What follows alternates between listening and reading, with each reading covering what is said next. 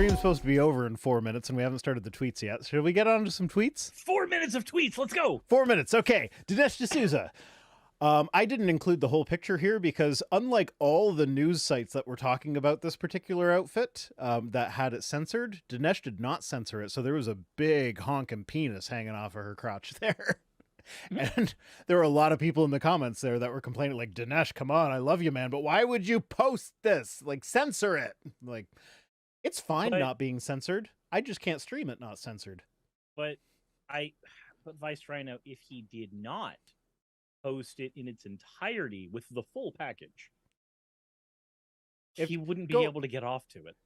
Just Google Christina Aguilera Hulk costume. You'll see it. She's wearing a giant strap-on dildo, and it's amazing.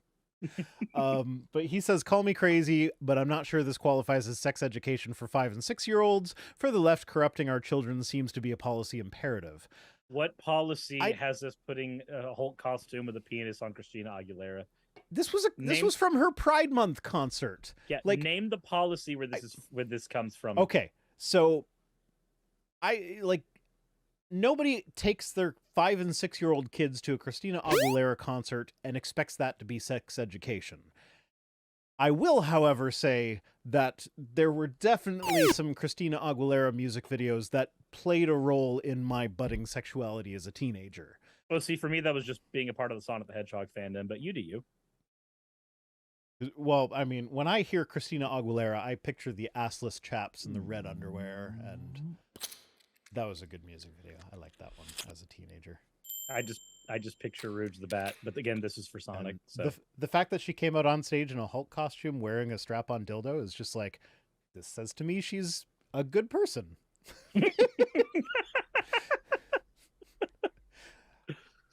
Jesus. Cyber Jill says Suris lost his virginity to Rouge the Bat. My hand is not called Rouge the Bat, but okay.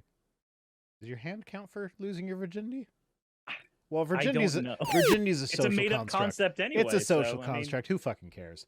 You know what else is a social construct? Money. You're not wrong.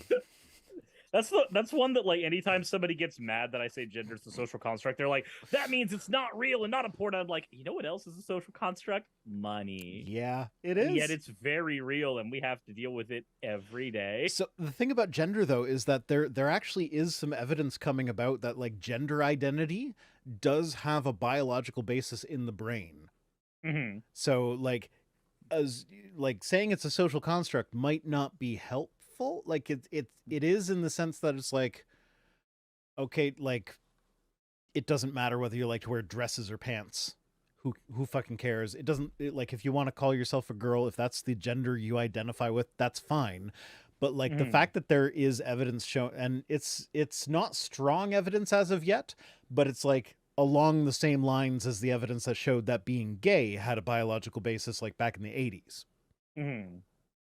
So it's like we need more data, but all signs right now point to it definitely having a biological component to it. And then we get a new version of Dragon Ball Z abridged, but instead, Dr. Brief says I found the trans gene instead of the gay gene. Yeah. Well, yeah. And even that, it's not one gene. It was a joke from DBZ abridged. Honey, I found the gay gene. Now we'll be able to make Ball Z. That's it. Well, this is the abridged series, and yes, I am going to call it Dragon Ball Z because I know, because you're a filthy Canadian. I'm a filthy fucking Canadian. I made poutine for dinner the other day. You know what? Did you have to extend the A at the end of the? I can't. You really have to. I can't do the Canadian accent. The accent that everybody thinks is Canadian is there's two main accents. One of them is actually a Minnesota accent. And the other one is the not West Coast. The East Coast is going to kill me for saying West Coast. The East Coast accent, like out in Nova Scotia and PEI and Newfoundland and everything. That one is like, those two are the ones that everybody thinks of when they think of Canadian. And even on the East Coast, they often don't speak like that unless they are like putting it on to be extra Canadian. But if they're being more Canadian, isn't that more authentic? They're know. Being extra Canadian, so I mean, really, it's like extra virgin olive oil. I don't even know what is the difference between virgin olive oil and extra virgin, and like what even I've not seen an olive oil that's not extra virgin in ages. Like what even is not extra virgin olive? I don't even fucking know. I only have a lot of jokes that are inappropriate for stream here. I don't have an actual answer for you. Okay. Okay. Anyway. Next tweet we got K-Sorbs. Says Martha's Vineyard got rid of the illegal immigrants so quickly they couldn't even read the yard signs that say everyone is welcome. God, I hate this tweet in particular because I did a video on the Martha's Vineyard thing. Yeah. And it was literally nobody at Martha's Vineyard was told that they were getting a shipment of a bunch of people. The people weren't told they were being shipped anywhere. The addresses that the people that were being shipped to Martha's Vineyard, the addresses that were put on their paperwork weren't the addresses that they were living at all. And in America, when you are applying for citizenship or asylum, you get dates to report in to your nearest facility. So they'd be like, you're in Martha's Vineyard. Your nearest facility is Washington on the other coast. No, that's because the people that were loading them onto the planes, the border agents that were loading them onto the planes or buses or whatever they sent them in, they were they filled out the paperwork and they would put in addresses that were as like they would say like, oh, the address that you're currently living at while you're waiting for your court date, and they would put it in locations that were as far away from Martha's Vineyard as possible to thereby make it impossible for them to actually make their court date. Yeah. And because their court date was on Monday and they got sent out on like Friday. And they lied to them to get them on the bus or on the planes to go there in the first place. They said these were people that wanted to go to Boston because they have family in Boston that they want to go and live with. And so they said, "Oh yeah, we'll send you to Boston." And then they sent them to Martha's Vineyard, which is not Boston. No, it's its own island. Yeah. And then the people of Martha's Vineyard got together and took care of them and gave them food, gave them medical care, gave them legal counsel, which might turn into a thing. It was pro bono legal counsel. Like lawyers were flying in from across the country. And like people are saying like, oh, they called the National Guard to get rid of these illegal aliens. It's like, no, they called the National Guard because they weren't prepared to take on a bunch of people that need refuge and asylum without any warning. So, like, the National Guard is the service that you would call to take care of an emergency like that. And if you saw the pictures of, like, how they had them housed up, like, it was in a local church. They put a bunch of cots out there for everybody. But putting a whole bunch of families all on cots in a single giant room is not generally considered a sustainable, healthy, hygienic, or even, like, mentally well thing to do. Because you are negatively affecting the psychology of every family there that are just trying to be where they're supposed to be and not, locked somewhere that you've just sent them. Like, they left Martha's Vineyard because they weren't supposed to be in Martha's Vineyard to begin with. And I know that somebody's going to take that and go, well, they're illegals. They weren't supposed to be here to begin with. No, they were asylum seekers. They were asylum seekers. They were refugees. Because you typed that, your dick size just shrank like 2 inches. Congrats. But besides that, it just shows how much Kevin Sorbo's brain has rotted over the years.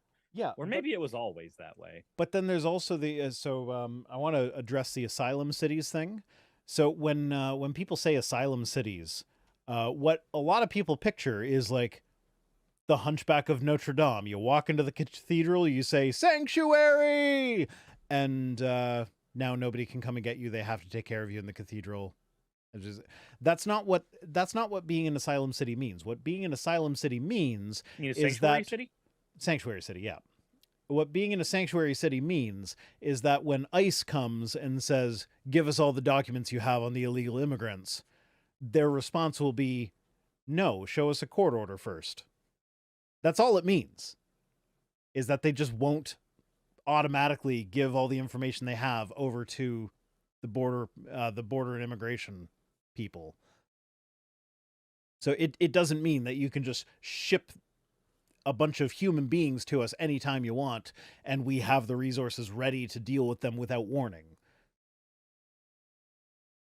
It is a way for people to look at Ron DeSantis's performative cruelty and celebrate it. And that's why I've been changing my focus recently to going, no, no, no, no, no. I've stopped caring whether or not you think gay people are valid, trans people are valid, any of that. No, no, no, no.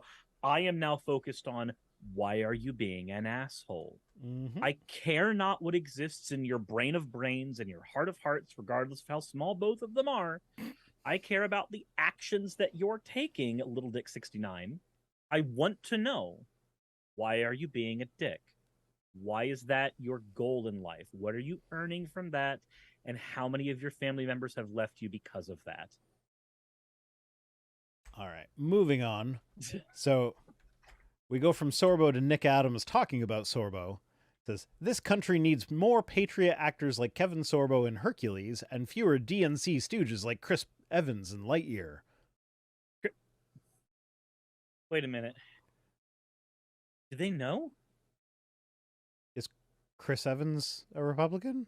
I'm pretty certain Chris Evans is Christian, Are you sure you're right? not thinking of Chris Pine? Hold on. I don't know. Chris Evans is the Captain America one, right? I don't know which one is Chris. Which Chris is which? Chris Pratt, I think, is the one that goes to the like homophobic church. It's Chris Pratt. Okay, yeah, you're right. Chris Pratt.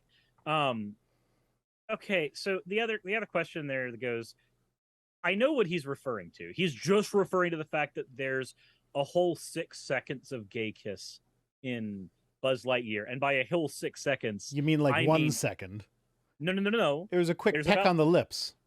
But it happens about 6 times. It happens multiple times. Because remember, I saw that movie. I don't remember it. I don't want to spoil the movie for anybody, but it's the same peck on the lips, but it happens multiple times over the course of several years during a sequence where the time is moving very fast for the viewer. That's as far as I'll go without spoiling the movie itself. But it happens a lot. No, there's no way I would have missed it if it happened 6 times. I think it only happened the once. Like I know that I know the sequence. It every time. I know the sequence you're talking about, but it only happened the once. There was only the one kiss. Is this our Mandela effect moment? Yeah, I think this is our Mandela effect moment. I think we saw different movies right now. I just know that in China, when they censored that movie, they removed 6 seconds of it. So it might have been that they removed any scene that like showed women together. And that was, maybe I'm extrapolating from that the entirety of them pecking every single time. But regardless, there's a whole 6 seconds of gay in that movie, Rhino. We had to remove it. I think it's less than 6 seconds, man. Look, why would China lie? Okay, whatever. Anyway, I just kind of like the juxtaposition. So this Nick Adams guy, every time I see him tweet, I'm like, he has to be a Poe. There's no way this guy actually believes the shit that he says. He can't be real. But it's like, no, he's an actual author that like Trump has endorsed. And like he speaks at events and stuff. It's like, no, he actually like licks Trump's balls for a living. Like what? And I've got like he has the best nut sweat. I've got like 4 tweets from this guy because I can't believe him. So he says, if Trump won the White House, the Dow would be over 36,000 by now. I don't know what the Dow is at. I don't fucking care. The president of the United States doesn't control the stock market. Also, like my stock that's performing the best right now, it gained 20% today. It's now 12 cents per stock per stock instead of like 11 cents or whatever it was before. But like all my stocks are down. I have an Acorns account that has stocks and I don't look at it because I don't care. So I opened several mutual funds accounts right before everything started crashing. So like everything is down right now. I'm just like, oh, that was the worst time to open it. I should have opened it now. Anyway, like that one's not really relevant. Who cares? Whatever. Let's move on. But what I really like is he. So here we look at the date. This is from August 27th. He says the NFL blackballed Tim Tebow for kneeling to God, but praised Colin Kaepernick for kneeling because of his unquenchable hatred for America. That's not why he was kneeling. Fuck you. Then he says, this is why every American should boycott the woke NFL. Next tweet, September 26th. What the hell is Jimmy Kimmel doing on Monday Night Football? I guess it's asking too much to have one night without politics infecting sports. His So boycott. he's okay with religion in sports, but not politics, despite how incestually married they are. Yeah, but also his boycott lasted less than a month. Mm-hmm. So. Just fucking hell. I like. So, Adesenor, I'm hoping I'm pronouncing that correctly. Just said, "Who's this off-brand Hassan?" Naram to put Saul on mine says, wasn't Colin Kaepernick fired for that? Yeah, he stopped making money because, like, I guess he got a Nike deal after that, but I don't think he's played football since. I don't really watch football, so I don't know. I might be wrong on that. And when I say I don't really watch football, I mean I have never watched a full football game ever in my life. Yeah.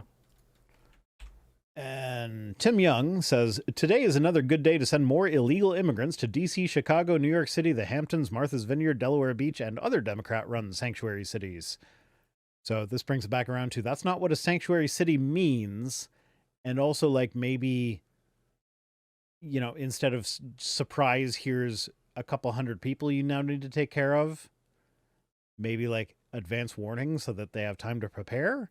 Or maybe, like, process their asylum papers the way it's supposed to be done.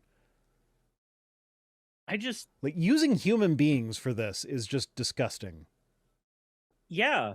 And when people ask how close are we as America to properly emulating Nazi Germany, I look at stuff like this, and I know it sounds really alarmist, but I mean, not really though. It's not really that alarmist if you look at that. They literally forcibly relocated people to make a political point. Like, forced relocation is a bad thing. There's a whole Star Trek movie about forced relocation being a bad thing. Let's fight against the Federation now because they are trying to forcibly relocate people. You don't understand. Star Trek doesn't count because it is simultaneously too woke to matter, and it was never woke. That's why they make all that money. Yeah, this was Next Generation before it supposedly got woke. Wait, no, Next Generation is, like, literally the most wokest thing possible. What? They were considered dangerously, like, provocatively progressive for their time. And that's in spite of Rick Berman fighting against it at every step in the way. Just, oh my God. Basically, all of 90s Trek that did well in spite of Berman, not because of Berman. He was not. I love if anyone has not seen, there's a guy I cover who my chat has lovingly dubbed the Nintendo Nazi, and what he deems as go woke, go broke seems to change based on whatever argument he's making at the time. Oh, there's a video, I forget what channel it was. It was one of the big go woke, get broke thing, or get woke, go broke, whatever it is. And, like, I guess he recently released a video that was, like, titled, Will Go Woke, Get Broke Finally Come True? With regards to, I think it was Pinocchio, because the good fairy is black now or whatever. I don't know. I have no intention of ever watching that movie. I don't think they realized that, like, most of those real-life Disney movies were not made because of some woke agenda. They were made because Disney wanted to keep copyright.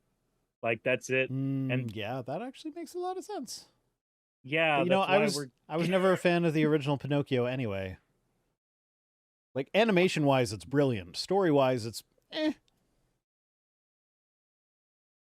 Like, I liked Pinocchio when I was a kid, but, like, only in the sense that I watched it, I think twice. Once with my parents, and once because the daycare I was at had it playing at the time. That's, like, as far as I got with, like, liking it. I was obsessed with Lion King, though. That movie had violence. Lion King was a really good movie, though. Mm-hmm. Tim Young again says, if you give us money, we can change the weather is the new the earth is flat. Here's the thing, though. Oil companies get hundreds of billions, if not trillions of dollars every year in government subsidies, and that's not even including the externalized costs that they cause, like extra healthcare costs because of pollution from coal-fired power plant. Did I say oil? Because I meant fossil fuel. Like coal-fired power plants cause all sorts of extra health costs. Burning gasoline in cars in big cities causes all sorts of health costs. So not even including the externalized health costs that are directly caused by fossil fuel industries, but are not paid for by fossil fuel industries, they already get hundreds of billions, if not trillions of dollars per year from governments around the world. And they changed the weather. So Quite literally. Like we both have a friend right now who has family that is hunkering down trying to survive a nasty hurricane in Florida as we speak. That like, yeah, technically you can't say that this one specific hurricane would not have happened if it weren't for climate change. However, the frequency of intense hurricanes is increasing. That is undoubtable. It is true. Yep. And that's the last tweet. And I really have to pee, so I'm going to end the stream now. Okay. So thanks for joining me. Don't sprinkle when you tinkle. Thank you, audience, for... Yeah, thanks for that. Thank you, audience, for managing to make it over to my second stream. And, yeah, I'm running to the bathroom now, so bye. Wait, what I decided was my sign-off. It was like, fuck off or something. Just like, fuck off. I don't know. I swore at my audience as a sign-off once, and I forget what exactly I said because I'm consistent like that. Bye, everybody!